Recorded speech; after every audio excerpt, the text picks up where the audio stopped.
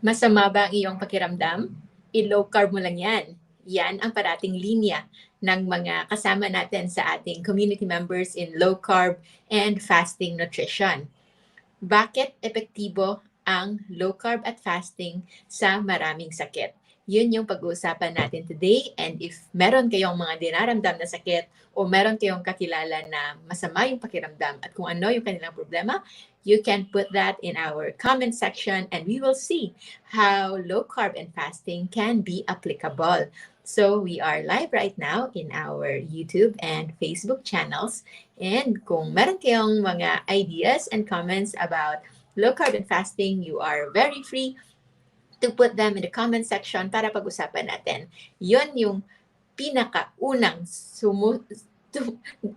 pumupunta sa aking isipan every time somebody tells me I am not feeling well. Kapag merong nagsasabi na meron akong sakit before discovering low carb, before pa ako nag-go into fasting and this kind of lifestyle change, noon kapag merong nagsabi na meron akong sakit, say for example, meron siyang rhinitis o di kaya sakit sa ulo o di kaya sakit sa tiyan, immediately my training as a doctor, nag-iisip agad ako kung anong gamot yung para dito. Iisipin ko kung eto ba ay merong infection, bibigyan ko ng antibiotics, kung merong sakit, bibigyan ko ng pain reliever, sa mga meron namang matataas na sugar, bibigyan ko agad ng gamot, pampababa ng blood sugar, sa mga may mataas na blood pressure, bibigyan ko agad ng gamot para pangpababa ng blood pressure. Sa mga kailangan mag-weight loss na merong mga obesity, exercise diretso yung sinasabi, and diet na yung diet na iniisip natin is usually ay low calorie intake of diet. Pakontian yung pagkain. But when I discovered low carb and fasting, I realized na marami pala ito can be addressed by just changing your food intake. And mind you, hindi kailangan kontian yung pagkain. We don't need to lessen our calorie intake. Dahil yung pagbaba ng calorie intake, yes, it may be effective for weight loss short term, pero hindi ito magiging epektibo when it comes to lowering the inflammation in our body, and at the same time, hindi ito makakabuti sa ating metabolism. When we say low-carb nutrition, we can eat the exact amount of calories na kailangan natin on a day-to-day basis sa ating mga kailangan gawin. It's just that hindi na ito manggagaling sa same source na mostly carbohydrates o yung sugar as our primary source of energy. We've been brainwashed ever since we were kids sa food pyramid natin, Go, Grow, and Glow na mga food, and also the Platong Pinoy or Pinggang Pinoy na mostly more than 60%, 60 to 70% ay nanggaling lang sa carbohydrates. Kahit hindi medical professional, kahit hindi health-related na mga tao can easily know na yung primary source natin of energy is the carbohydrates or sugar or glucose. However, lingid sa ating kalaman, meron palang mas mainam na source of fuel, and that is ketones rather. Ketones or the energy na coming from fats. So, fatty acids and ketones can produce ATP. So, ATP, ito yung pinaka-fuel natin, pinaka-gasolina natin. So, yung katawan natin actually will not mind. Hindi niya alam kung saan ang galing yung fuel na ito. Either glucose or ketones, but the same process will yield ATP. Makaka-produce pa rin ng ATP. And that ATP is the energy that our body knows. So, regardless kung saan ito nanggaling. The problem with glucose is para itong low quality na energy. Low quality, if iisipin mo para siyang uling or kahoy, na when you burn it, it's easily burned. Isang posporo lang, mag-burn agad. But it will have a lot of residues. Marami siyang carbon footprint. So marami siyang iiwang parang mga dumi-dumi sa ating katawan. Whereas if you use a cleaner source of energy, like say for example, electrical energy, yun yung parang katumbas ng ketones and fatty acids. Konti yung kanyang carbon footprint. Konti yung kanyang parang residual na mga basura. that is why it is very efficient. There are many illness in our body na hindi natin alam na related pala sa too much glucose metabolism. We have been using glucose for so long na hindi natin alam na naiimbak na pala sa ating katawan yung mga residual na mga basura na yon, yung mga carbon footprint, yung parang mga part ng glucose na hindi dapat mag-accumulate sa ating katawan. One example would be Alzheimer's disease, yung pagiging ulyanin, ang pagkakaroon ng plaques in our brain. It is now considered as type 3 diabetes. It's still an ongoing nomenclature of naming it, but they've seen na karamihan pala sa mga ulyanin, sa merong mga dementia, merong Alzheimer's disease, also have the same spectrum as diabetes. Ibig sabihin, for the longest time, ito ay exposed to too much glucose metabolism, and they also have this degree of insulin resistance. So, insulin resistance, it is what happens to our body kapag patuloy nating pinapa-increase yung ating insulin sa katawan. There will come a point that our body will no longer respond to insulin. And insulin is important na dapat sensitive tayo dito. Ang insulin ay isang fat-storing hormone, and it is a hormone na tumataas kapag kumakain tayo ng mga pagkain, especially loaded with carbohydrates. So, hindi lang basta sugar, hindi lang basta yung mga matatamis, even starch, kahit hindi siya matamis, but the moment it is broken down, ito ay magiging glucose pa din. So starch, ano yung pinaka-famous na starch sa atin sa Pilipinas? It's rice. After rice, ano yung sunod na paborito? Pandesal, bread. After pandesal and bread, ano yung next? Noodles, pasta. Mahilig na tayo kasi we are already exposed to many cuisines na mahilig na rin tayo sa pasta. And the next would be sa probinsya, marami pa rin mga root crops. So root crops is good, but if you eat it all day, every day, and if you are eating it while your body is still inflamed, habang yung inyong katawan ay meron pang pinagdadaan ng inflammation, then those root crops, yung kamote, yung patatas, and yung mga saging na niluluto, those might just be additional burden sa inyong katawan. You might want to reconsider na mag-break muna because our body is supposedly not used to eating all the time, especially carbohydrate-rich foods. Bakit hindi sanay yung katawan natin with this kind of food? Because supposedly, ang ating pangangatawan is built to have cycles of, by nature, harvest season and non-harvest season. The harvest season, dito tayo exposed to fruits, to lots of glucose and fructose, and during this time, wala tayong masyadong kinakain iba. So it's just that.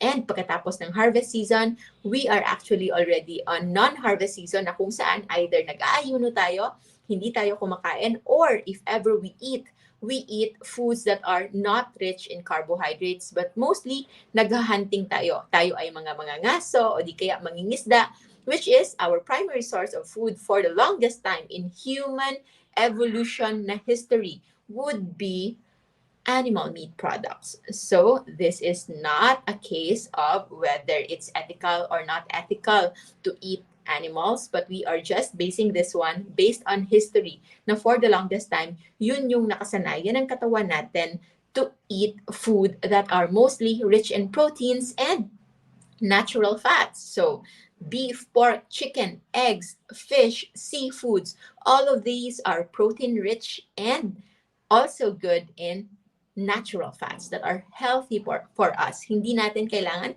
katakutan yung mga taba. It's just that when we take it, we have to eat it the right way without the processed foods, without the sugar, without the chemicals na nandito sa ating mga pagkain ngayon. So, the question is, ano yung mga dinaramdam ninyo na feeling ninyo na answer ng low carb? Yesterday, we did our live Q&A sa ating low carb and fasting masterclass na kung saan nag-guide tayo ng mga community members natin how to do low carb and fasting the right way, especially sa meron ng mga dinaramdam na sakit.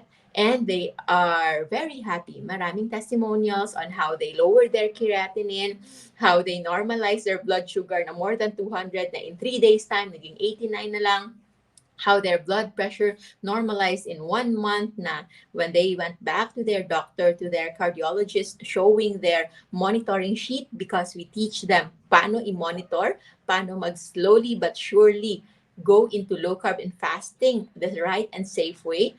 And then their cardiologists are the ones na kumuha ng kanilang gamot so that they can now start to wean off from their medications and they just maintain their normal blood glucose and blood sugar with just dietary changes alone. And for those na who want to lose weight, exercise is good for heart health and for increasing your stamina and resistance. But for weight loss alone, it might be good to just manage how you eat first para hindi sobra-sobra at sabay-sabay yung mga burden na nilalagay natin, ng stress na nilalagay natin sa katawan. And you can see that when the moment you already do low carb, kapag nasanay ng katawan ninyo, you are fueling on low carb nutrition, hindi na kayo nasasanay na glucose lang yung primary source of energy ninyo, you are already tapping your ketones and your fatty acids na naka-imbak sa ating katawan and you are using it already as energy, then you can see na in 2 weeks time, you can easily transition into fasting. Mas madali yung fasting. And as you go along, maybe in a month or 2 or 3 months, depende on how you adapt to this way of life, you can also see that you will have this tremendous amount of energy. Sobrang ganda ng pakiramdam. You have a sharper brain. You have this parang halos restless ka kasi marami kang energy kahit hindi ka na kumakain as frequent as before. Diba? Sino sa inyo ang nakaramdam na niyan? Na before, 3, 4, 5, 6 times a day, every 2 hours kumakain at lethargic pa din. Kayo ay mahina pa din and hindi pa rin ganoon ka-productive. But nagulat na lang kayo na the moment you started low carb and fasting, nawawala na kayo ng ganang kumain, you only eat twice a day and you already feel full at meron kayong parang unlimited source of energy because that is a sign of fat adaptation. At kapag fat adapted ka na, you are now fueling not just on glucose, but also on ketones and fatty acids. So it's cleansing your body. At the same time, you are producing cleaner form of energy and you have this energy to do anything that you wanted to do, whatever it is na gusto mong gawin. And one of those important things would be physical activity or exercise. So yung maganda, akala mo mag-i-improve ka lang ng inyong pagkain, but later on, it's just one step that will lead to another good step and then an even better step. So from low carb, binababaan mo yung inflammation sa inyong katawan, normalizing your blood sugar, normalizing your blood pressure, nawawala na yung mga sakit-sakit sa katawan, sakit ng tiyan, sakit ng ulo, sakit ng likuran, and many, many more. And after that one, you will see that fasting will go naturally, mas madaling mag-ayuno, wala nang stress, mas makakatipid ka pa, and the moment you are already in this way of life, you can see that you can do so many other things like exercise or doing the project na matagal mo nang dinedelay. So that is why for us who have been in this way of life for so long, kahit sa mga baguhan pa lang na nag-low carb na in 1 month, 2 months, or 3 months, maraming sobrang na-amaze kung ano yung nangyari sa kanilang katawan. For those na hindi naniniwala, it's okay. We are not forcing anybody, but we are just sharing our own journey so that if ever lang naman merong panahon na darating sa isang araw na may isip ninyo, you are not feeling okay and you did everything that you thought are best to be done, like nag-avoid na kayo ng mga mamantikang pagkain, hindi na kayo kumakain ng asin, sobrang matatabang na yung kinakain, and then grabe na yung exercise ninyo, still, hindi pa rin ganun kaganda yung inyong pakiramdam. You're consuming a lot of supplements and yet, hindi pa rin optimum yung health niyo. Then maybe, just maybe, you can try to do low carb and fasting. Marami tayong videos on how to start it, slowly but surely for beginners. Marami na rin testimonials dyan.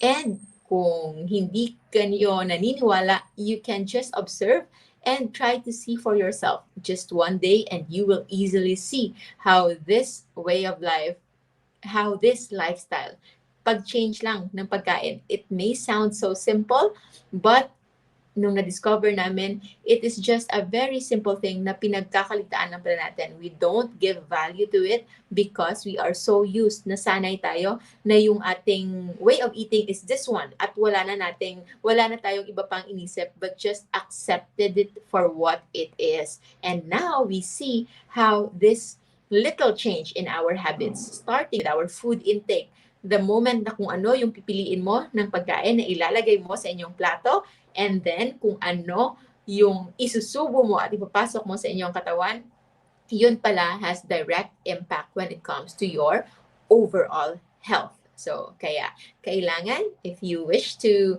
consider this one, you can watch other videos or read the comments. So, for those of you, thank you so much. More than 1,700 live viewers in Facebook.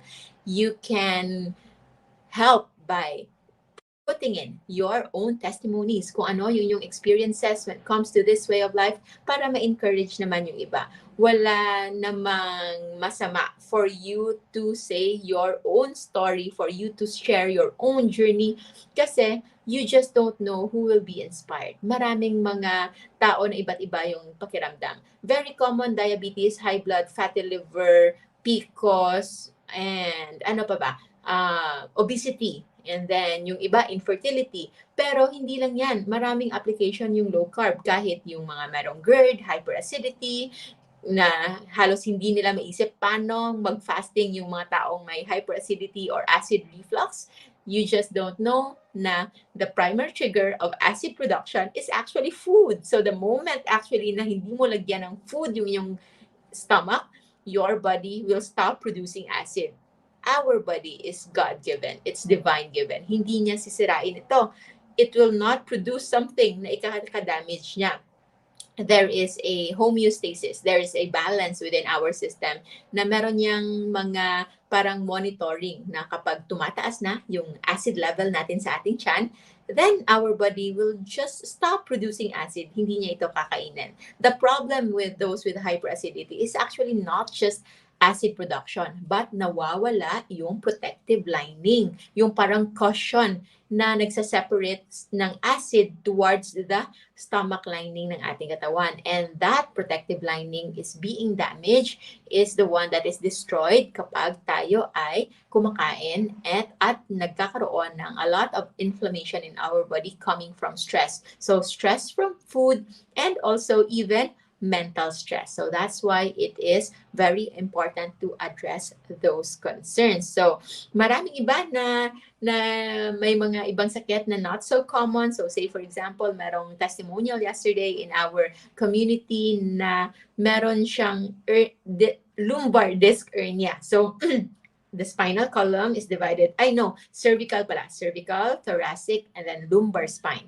At yung sa kanya, meron siyang sakit na dinaramdam sa kanyang cervical spine. So, herniation, parang merong lumabas na part, no, na dahil sa pagka-damage ng cartilage in our spinal column, and then meron din from too much weightlifting maybe, activities or sudden movements na kung saan nagkaroon ng herniation. So, low carb and fasting, hindi siya, since it's structural, hindi yung parang mawawala talaga agad yung hernia. But the pain that is a hallmark of inflammation is being addressed. So, nakita niya na yung sakit na dinaramdam niya, na yung iba nga nangangailangan na ng very high dose of pain relievers, na neurologic pain relievers na, nagkakaroon na sila ng mental focus na problems, hindi na sila makapag-isip or parati silang inaantok as a side effect of those high potency na mga pain relievers. And yet, the pain is still there. But when they do low carb and fasting, nakita nila that the pain subsided naturally. So, in fairness naman, to be honest, hindi lahat na-answer ng low carb and fasting. Maraming mga sakit na hindi pa rin ganon ka-applicable right there and then. But low carb and fasting is not contradictory. It's not against any illness, because low carbon fasting is just the natural way for us to supposedly eat, to supposedly live our life. We are humans na nag-evolve over millions of years na sanay sa cycles of harvest season and non-harvest season and fasting season. We are just trying to mimic that. Kasi kapag hindi tayo nagmimic niyan at nagpadala tayo sa availability of our food, na meron tayong 24 hours, 7 days a week na food delivery, meron tayong mga refrigerators na can store food up to so many years na hindi ka talaga mauubusan. And if you will just give in to your craving of food, na every time na wala kang ginagawa or bored ka, kakain ka agad, then you might lead into a path na kung saan tayo ay magkakaroon lang ng problems when it comes to our diseases, and those are what we call lifestyle diseases. So among many illness na nandito sa ating modern day life ngayon, it's the lifestyle disease, the modern day diseases na actually, yung pinaka makaka-benefit yung low carb and fasting. That's why hindi nyo kami blame for us who experience miraculous, almost miraculous, but it is not miraculous at all. It is natural. It is just what it is. Na the moment we lowered our inflammation sa aming katawan through proper intake of real foods na wala tayong binibenta dito. If meron kayong gustong kainin, pumunta kayo sa wet market, sa merkado, bumili kayo ng fresh na meat products there and vegetables, and you can eat as much as you want until you are satisfied.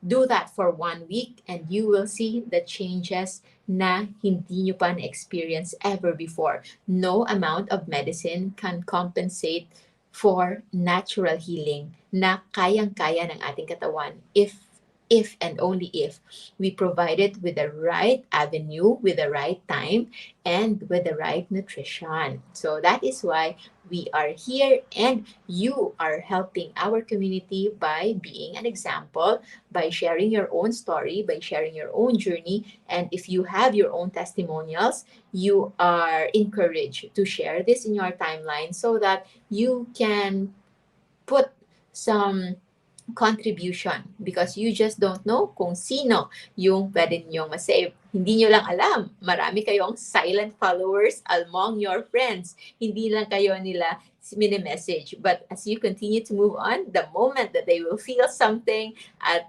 alam nila na they've already exhausted the other options, the popular options, magtatanong yan, what did you do? How to go about it? And of course, it is also expected na meron talagang ganon, na the moment na sinasabing na kunin mo lang yung rice, kunin mo lang yung fruits muna ha. So it doesn't need to be forever na kunin yung fruits muna, wala mo ng tinapay, walang mga pasta, just focus on real foods, kumain ng itlog, ng isda, ng crabs, ng hipon, ng beef, chicken, eggs, and all of these real foods, sabayan ito ng gulay. And if you want, you can eat as much as gulay as you want, as long as enough yung protein and healthy fat intake. You will see that you will experience the best kind of health that you've ever experienced before. I've never felt healthier ever sa buong buhay ko. Kaming lahat sa aming family, including my 6-7-year-old mom, belated happy birthday, Maming, and also my brothers and sisters. And also, it is a melancholic time of our life to remember na I have a younger sister before who died when she was still 3 years old because of Guillain-Barré syndrome. So it's like an autoimmune disease na if I can recall right now, kung nag-low carb lang and fasting yung mga panahon na yon, her chances of surviving is actually very, very high. But all of those, we just pray na she is in a good place, and it's her birthday yesterday. Kasi sila sa family, si Maming July 12, and then my younger sister, Jonah Kate, is July 17, and my other brother, Bapi, he has Down syndrome. He is the most special person in our family. He will turn 35 this coming July 22. So tatlo sila yung birthday celebrants namin in the family this July, and we cannot thank God enough for our discovery of this way of life, because ngayon wala sa aming family yung merong mga high blood, diabetes, and many more, because we did this way of life na kung saan we actually reversed yung what is expected of us, because sa aming family we have a very strong family history of diabetes. And for the longest time, while I was still in med school and even while I'm a doctor already, pre-diabetic na ako. I was already taking metformin that time. But when I discovered low carb and fasting, there's no need. My blood sugar is always maintained below 150, below 120, even after eating. So, hindi lang siya fasting blood sugar. My fasting blood sugar is less than 100, and even postprandial, after eating, it doesn't shoot up beyond 130. Very seldom lang yung 150 siguro, but most likely it's just 120 and below. Ganon po ka-amazing yung low carb, kaya hindi nyo kami masisisi na kung meron kayong kakilalang naglo-low carb at magre-reklamo kayo if you are feeling unwell, na medyo hindi maganda yung pakiramdam nyo. Ano yung usual na sagot? I-low carb mo lang yan. I-fasting mo lang yan. And I know, hindi siya ganon kadali. For those who haven't experienced it, ang hirap-hirap tanggapin.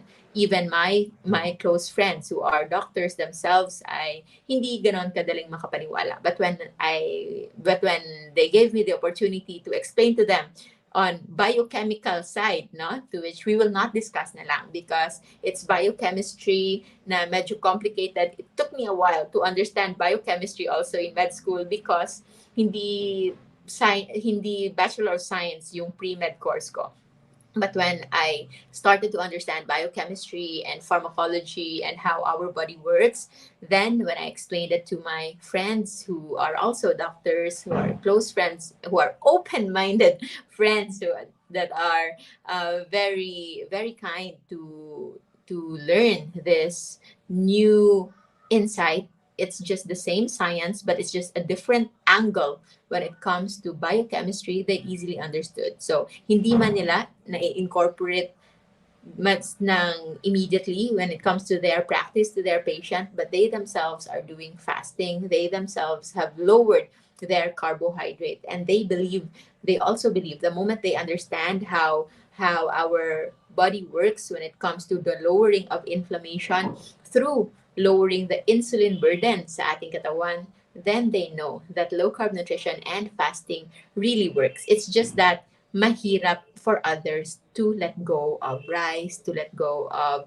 pasta, to let go of fruits, to let go of bread. So it is an emotional attachment. It is an attachment na hindi siya physiological, hindi siya nutritional, hindi siya based on natural need of our body, but it's just a mental, psychological need. And if you want to have the right mindset, you may surround yourself with like-minded people, or nung nagsimula ako, I just watch on loop yung mga videos and other materials, and I keep on looking at journal articles na supporting how this way of life is actually being buried, this way of eating na hindi nakikita on popular way of addressing, of managing illness. Yun yung mga unbiased na mga journal articles without any promotions, without any sponsorship from any industry, pharmaceutical, food industry. You can see there that this is really a way of life na natural para sa mga tao, and this is where we can thrive. So that is why I do what I do, first and foremost for my family. At dahil tayo ay tamad magsalita ng paulit-ulit, I decided to put it in social media para kung merong magtanong why I do what I do, it's all in here, and you can just watch the video. For first-time viewers of our live episodes, we have a Facebook page, we have a Facebook groups, Life Without Rice and Low Carb Feasting and Fasting Community. These are free groups na every day you will be inspired and motivated because of the hundreds of thousands community members sharing their transformation, sharing their healing, hindi lang basta weight loss, but also their successful non-scale victories. So, non-scale victories, ito yung mga successful na benefit na nakita nila, yung mga benefits na nakita nila from low carb that is not just related to weight kasi mas marami yung nagkaroon ng healing. Hindi weight loss yung ating goal dito, but it's actually healing, and the normalization or optimization of health, of weight is just unexpected. Ito ay expected lang na parang side effect. A very good side effect at that. So, healing, pagbaba ng inflammation, pag-normalize ng blood sugar, pagkawala ng sakit, pagkawala ng mga allergies, pangangate, pagkawala ng mga facial breakouts and acnes. I think I made a post about that a few years ago, how I was struggling with pimples na hindi ko malaman kung saan nanggaling before. Kahit pa nung mga panahon na hindi ako lumalabas ng bahay, hindi ko alam kung bakit yung pimple ko ay hindi maubos-ubos. Only to realize that yung post ko na yon, that I have problem with my pimples that time, yung post ko pala the previous day, I have a lot of chocolates, meron akong mga pasalubong galing Bacolod na alam niyo naman, it's the land of sugar dito sa Pilipinas. So those things pala are just the inflammation. It's not from the outside. Akala ko marumi lang yung paligid, marami lang akong mga pathogens or allergens na panay touch ko ng aking mukha. But no, it's the dirt coming from the inside. It's the food that I'm eating na nag-accumulate sa aking katawan, and it reveals as breakouts, acne, mga pus, and yung mga boils.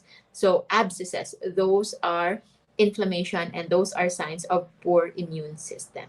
So that is why, kung masama ang pakiramdam mo at hindi mo na alam kung anong gawin, and kung gusto mong huwag masanay lang sa basta-bastang gamot, or before you go into taking drugs and medicines, maybe you can just try to do low carb and fasting and see how it works. So, yon, marami ng ganyan. And for those na merong mga ibang sakit na uncommon, like meron kanina neurodermatitis, so everything that is ending with itis, dermatitis, folliculitis, ano pa ba, lahat ng may itis, it's just inflammation.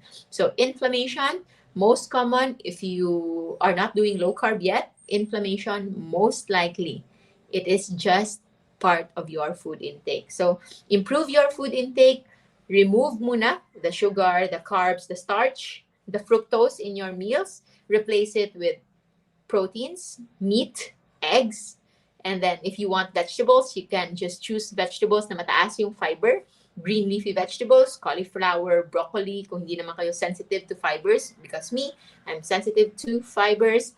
You can see that those food intake can actually be the sole reason why you will experience 80% of your healing. So 80%, bakit 80% lang? Because hindi lang naman lahat nasa food intake lang. There's also fasting, and there's also our physical activity, there's also our sun exposure, there's also sleep, and of course, meron din tayong proper positive mindset. Bago magsimula lahat, you have to believe that you can heal. Kailangan paniwalaan ninyo that you are capable of healing. If hindi pa kayo naniniwala, you are encouraged to join our Facebook groups and browse. Gawin yung favorite, yung Life Without Rice for food inspirations, kung ano yung mga common Filipino low-carb meals na kinakain ng mga tao without rice.